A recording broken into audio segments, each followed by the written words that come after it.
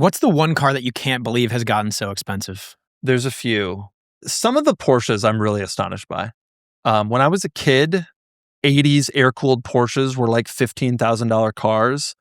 And some of those cars, just a run-of-the-mill 911 that they made tens of thousands of, it's like $100,000 for some of these things now. And that doesn't compute with me mentally. Like, I don't understand. Like, I get why the turbos are, and I get why the GT3s are. Those are special. But like an 85 911, like when I was a kid, they were just cars. And I hate to say it, but like, they're not just cars even now. Like, there's a lot of them. And they're not that fast. But I've been really surprised at the interest in Porsche. Porsche is an automaker that has gone hard after volume in the last 20 years.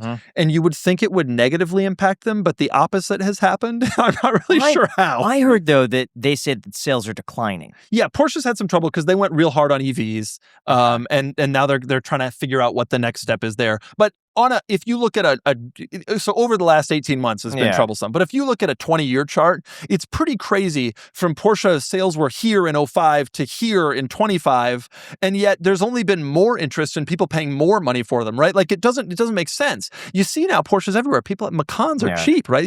Anybody can get Macans are like around, but that hasn't stopped people from paying $700,000 for certain versions of 911s, even though they wear the same badge. Imagine if Ferrari had a $48,000 SUV. Like, people would be like, that would destroy the brand. But somehow Porsche has escaped that in this very weird way. You mentioned the speed that the Porsche drives and like the performance of that car and how you're surprised it's going for the price it is with that performance. I wonder, won't we get to a point where just every car is going sub 2, 0 to 60? Like, at a certain point, you don't want a car that can go 0 to 60 in half a second. Right. No, totally. And where do you draw the line? And then after you have performance dialed in, every car has 1,000 horsepower. Right. They have crazy torque. Right. What's fun? What makes a car special? Is it just the look? That's I think the big question that everybody's been at. And that, to me, that's one of the reasons why I love my old Lamborghini, my Countach, which is slow. But it's a carbureted V12 and it sounds like nothing in the world and it looks like nothing in the world. Old. It gives you an experience that you cannot get from modern cars. So yeah, your Tesla. But they're not going to purposely make a modern car slow, which is why I think that's one of the things that will continue to drive interest and excitement in these older cars. To the Porsche example specifically, though, like, the car doesn't have to be fast, but like, those are slower than minivans. You know what I mean? Like, I'm looking for at least a little performance. It sounds like you really have a gripe with this car. Have you driven one? Yeah. And how was that? It's fine. It's just not $100,000. It's not $100,000. Yeah. I will say, though, in my mind, I have recently started to have to kind of come to terms with the fact that, like, what is $100,000? What is $300,000 to me in my head is not really what it is anymore, right? Like, to me, a Ford GT for a long time was a 250 car. Well, that's not true. It's a 450 car. And so, like, that Porsche, maybe that's what $100,000 is now. And maybe I'm the one who's just slow to adjust. If you look at where prices are, the $100,000 that could have bought you a very special car 15 years ago, it can't buy you that special of a car anymore. And so that could inflate the prices of older cars that still have this variability in terms of character and, how they run. I think that'll be the one thing that modern cars, like you say, they're not going to engineer that into modern cars anymore. I think they will, because I think over the next 10 to 20 years, we're going to see this retro comeback where they're going to have old styles like the old Thunderbird and like that cool 50s but that's not to mechanical. 60s. That is purely visual. Yes, because I think every car is going to be at some point in the future the same 0 to 60, the same niceness, the same luxury. There's not going to be that much more new. And so if they just repeat what worked in the past and they put, like, I saw that Tesla 300 SL and everyone was saying, I would drive that. That is so cool. I don't care. It looks awesome.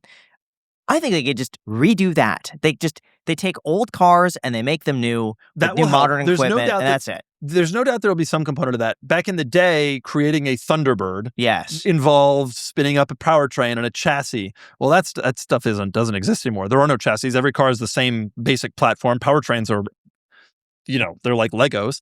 And so really it just does come down a lot to style. But to your point, it isn't mechanical. Like if what you're looking for is the mechanical feel, and I think that's what I love so much about the Countach, they probably won't replicate that. They are doing some of it. Those Hyundais now have this fake shifting in electric cars. So it feels like you're shifting. You don't have a manual and a pedal, but you have paddles and the car like hesitates a little. Does it actually? They give you like a little boost? Yeah, they engineer that in, even though it's totally fake. And honestly, it feels amazing. It feels like you're driving a good hot hatch, like with a gas engine.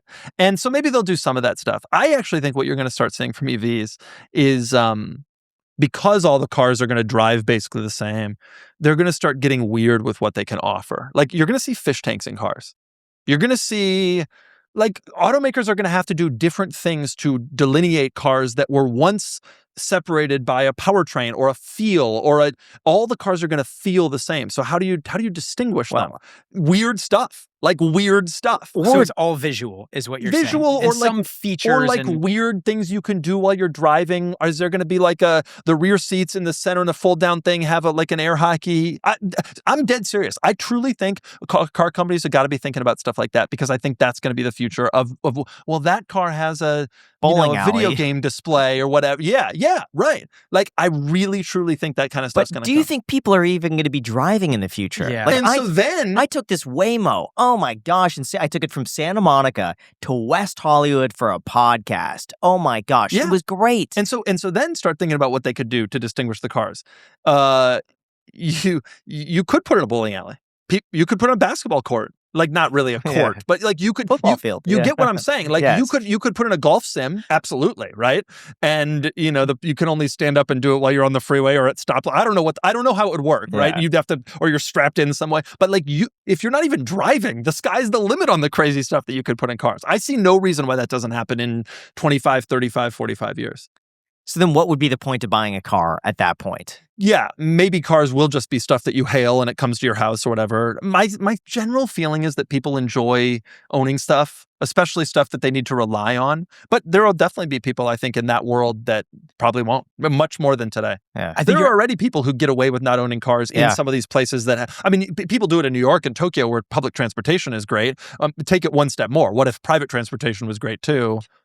I think the concept of ownership will never not be desirable because we were actually just talking to someone about they wanted to buy a house or they didn't want to buy a house because it'd be cheaper to rent. Their wife wanted to buy a house and they were having this like argument back and forth. It was Graham trying to rent a car from the local car rental company. He was like smooth talking the guy to get us a deal. Thank you, Graham. But the guy was basically lamenting. Talking real estate. And he's like, yeah, but my wife loves the concept of like owning a home. And I tell her, no, it's not worth it. It's more worth the rent. Doesn't matter. People will be driven by their emotions. They're always going to want to own a home, even if it's objectively cheaper to rent. Same thing goes for cars. I think so too, probably. I think, right now car ownership is some probably crazy percentage in the United States. I could see it declining significant, but I think there will always be a big market for that. Do people stop you and ask for financial advice? Does that happen a lot? A lot.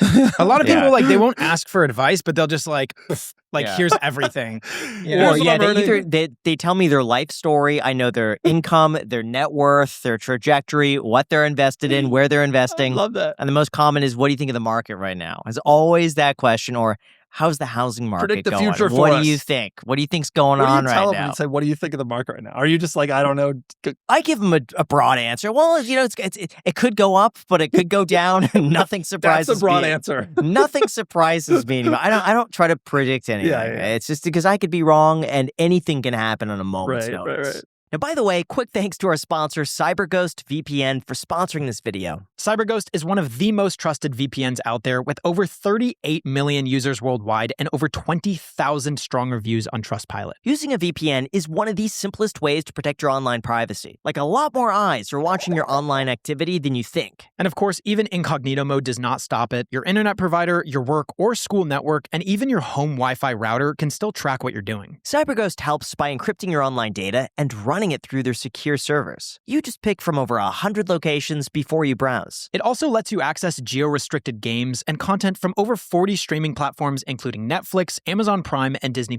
And here's a little special sauce I'll sprinkle on top. Changing your location can actually help you find better deals online. CyberGhost works on all major devices like Mac, Apple, iOS, and Android, and you could protect up to 7 devices at the same time. And guys, if you're thinking about it, using our link in the description gets you their absolute best deal at $2.03 per month, plus 4 months for free, which is 84% off. They also offer a 45-day money-back guarantee, so it's risk-free to try it out. We like it enough to recommend it to all of you watching. Once again, the link is down below in the description. Thank you so much to CyberGhost for sponsoring this episode.